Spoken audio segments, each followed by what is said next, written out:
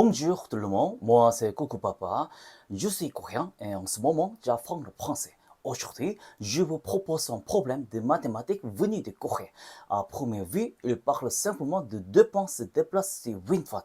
Mais en réalité, la vraie question est beaucoup plus intéressante.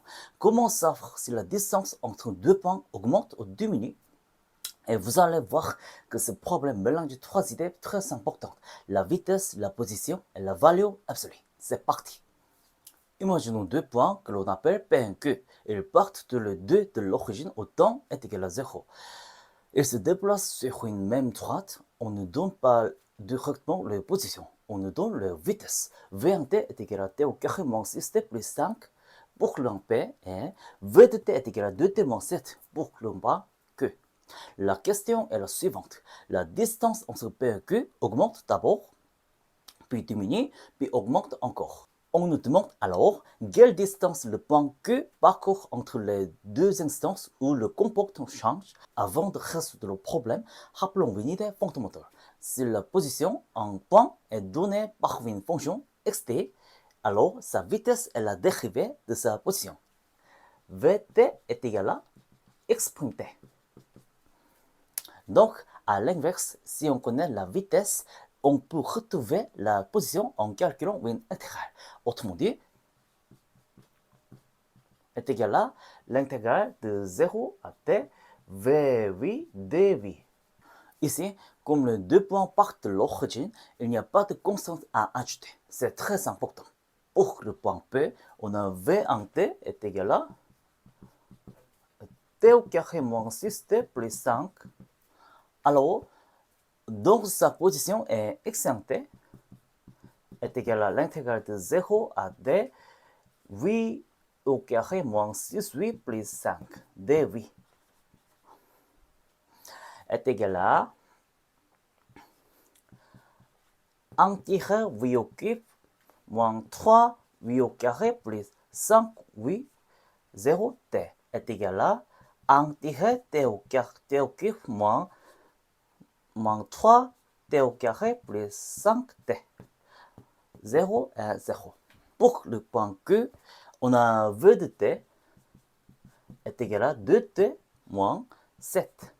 Alors, x de t est égal à l'intégrale de 0 à t de 8 moins 7 d8 est égal à 8 au carré moins 7, 8, 0, t est égal à t au carré moins 7t.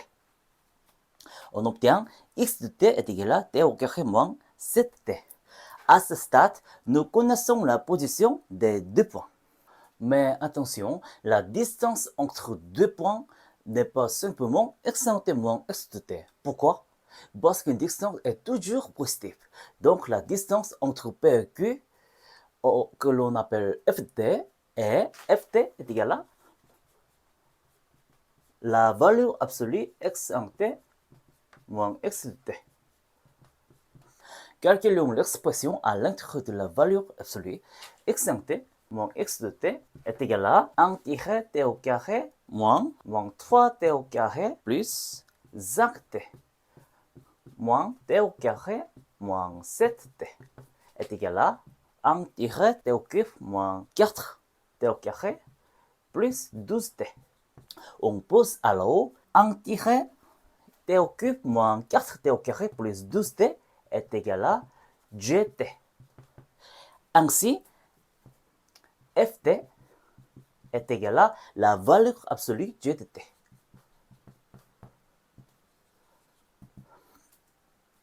Maintenant, tout le problème devient comment varier la fonction, la valeur absolue g de t. Pour comprendre les variations, on dérive g. G' d est égal à t au carré moins 8t plus 12. La somme vaut moins 8 et le produit vaut 12. Ici, ce sont moins 2, moins 6. On factorise, g' t est égal à 2 moins 2, 2 moins 6. Maintenant, regardons le signe de g' t pour t compris entre 0 à 2. le signe de G'(t) est positif. Alors, J augmente. Pour t est compris entre 2 et 6, G'(t) inférieur à 0, G diminue. Pour t supérieur à 6, le signe de G'(t) est positif, G augmente à nouveau. On obtient donc le schéma suivant. G augmente, puis diminue, puis augmente. Dans l'énoncé, on nous dit que la distance ft augmente sur l'intervalle 0 a, diminue sur l'intervalle ab, puis croissant sur l'intervalle b infini. Or, ici, on vient de trouver exactement ce changement de comportement aux instances t est égal à 2 et 6. Donc, a est égal à 2 et b est égal à 6. C'est le cœur du problème. Il fallait comprendre que la distance entre deux points est étudiée grâce à une fonction construite à partir de leur position. Maintenant, la question est quelle distance le point Q parcourt entre t est égal à 2 et 6. Attention, encore une fois, on ne demande pas le déplacement de Q, on demande la distance parcourue. Donc, il faut entrer la valeur absolue de sa vitesse, l'intégrale de 0 à 6, la valeur absolue de v de t dt. Or, v de t est égal à 2t moins 7. Z vitesse s'annule lorsque 2t moins 7 est égal à 0. Donc, t est égal à 7,5. Cela signifie que le point Q change de 100 à cet instant. Donc, on coupe l'intégrale en deux parties. La valeur absolue de t moins 7 de t plus l'intégrale 7,5 6, la valeur absolue de t moins 7 de t. Sur l'intervalle de z' de t moins 7 négatif, le signe de 2t moins 7 négatif, alors la valeur absolue est égale à moins 2t plus 7. Et sur l'intervalle 7,5, 6, 2t moins 7 positif, alors la valeur absolue est égale à 2t moins 7. Ainsi, l'intégrale de 0, z2, moins 2 plus 7 2t plus l'intégrale 7 de 6 2t moins 7 2t.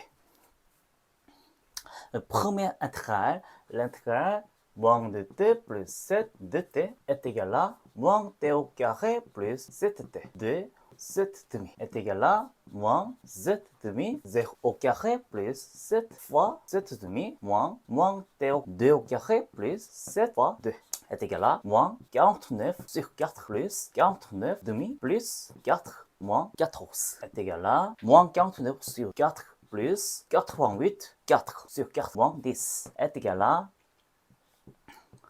49 sur 4 moins 40 sur 4 est égal à 9 sur 4. Deuxième intégrale, l'intégrale 7 demi de 7 demi à 6, 2t moins 7, 2t est égal à t au carré moins 7 fois 7t. 7 demi 6 est égal à 6 au carré moins 7 fois 6 moins 7 demi au carré fois moins 7 fois 7 demi est égal à 36 moins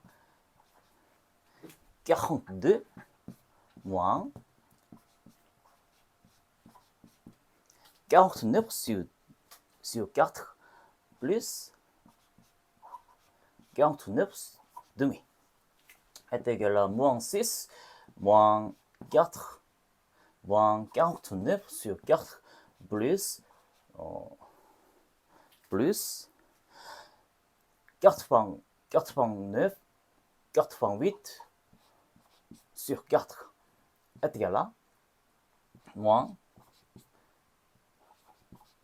est égal à moins 24 sur 4 plus 49 sur 4 est égal à 25 sur 4. Alors, première intégrale est égal à 9 sur 4 et deuxième intégrale est égal à 25 sur 4.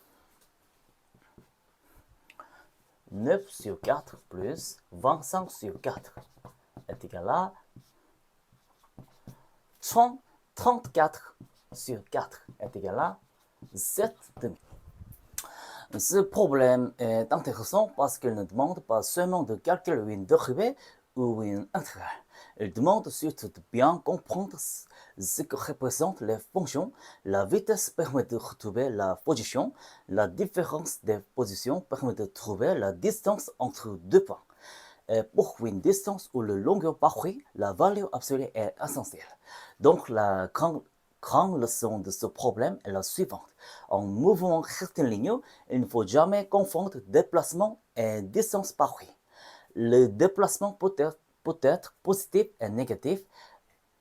Le déplacement peut être positif ou négatif, mais la distance parcourue est toujours positive.